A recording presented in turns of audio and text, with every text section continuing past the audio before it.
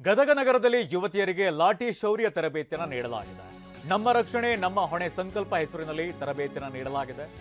ತ್ರಿಕೂಟೇಶ್ವರ ದೇವಸ್ಥಾನದ ಆವರಣದಲ್ಲಿ ಹಿಂದೂ ಜನಜಾಗೃತಿ, ಕ್ರಾಂತಿ ಸೇನಾ, ರಾಜರಾಜೇಶ್ವರಿ ಮಹಿಳಾ ಮಂಡಳಿಯಿಂದ ತರಬೇತಿಯನ್ನು ನೀಡಲಾಗಿದೆ. ಹಿಂದೂ ಸಂಘಟನೆಗಳ ಮುಖಂಡರಿಂದ ಸ್ತ್ರೀಯರಿಗೆ ಲಾಠಿ ತರಬೇತಿಯನ್ನು ನೀಡಲಾಯಿತು. ಲಾಠಿ ತರಬೇತಿಯಲ್ಲಿ ಯುವತಿಯರು ಹಾಗೆಯೇ ಮಹಿಳೆಯರು ಭಾಗಿಯಾಗಿದ್ದಾರೆ.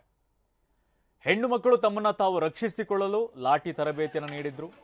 14 ವರ್ಷದಿಂದ 45 ವರ್ಷದೊಳಗಿನ ಮಹಿಳೆಯರಿಗೆ ತರಬೇತಿಯನ್ನು ನೀಡಲಾಗಿದೆ.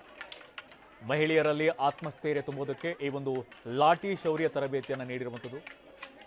ಮಹಿಳೆಯರ ಮೇಲೆ ನಡೀತಾ ಇರುವಂತಹ ದೌರ್ಜನ್ಯ, ಅತ್ಯಾಚಾರ, ಚುಡಾಯಿಸುವ ಪ್ರಕರಣಗಳನ್ನು ತಡೆಗಟ್ಟುವಂತಹ ಉದ್ದೇಶದಿಂದಾಗಿ ಈ ಒಂದು ತರಬೇತಿ ಶಿಬಿರವನ್ನು ಏರ್ಪಡಿಸಲಾಗಿದೆ. ಉತ್ಸಾಹದಿಂದಲೇ ಲಾಠಿ ತರಬೇತಿಯಲ್ಲಿ ಸ್ತ್ರೀಯರು ಭಾಗಿಯಾಗಿದ್ದಾರೆ. 14 ವರ್ಷದಿಂದ 45 ವರ್ಷದ ಒಳಗಿನವರಿಗೆ ತರಬೇತಿಯನ್ನು ನೀಡಲಾಗಿದೆ.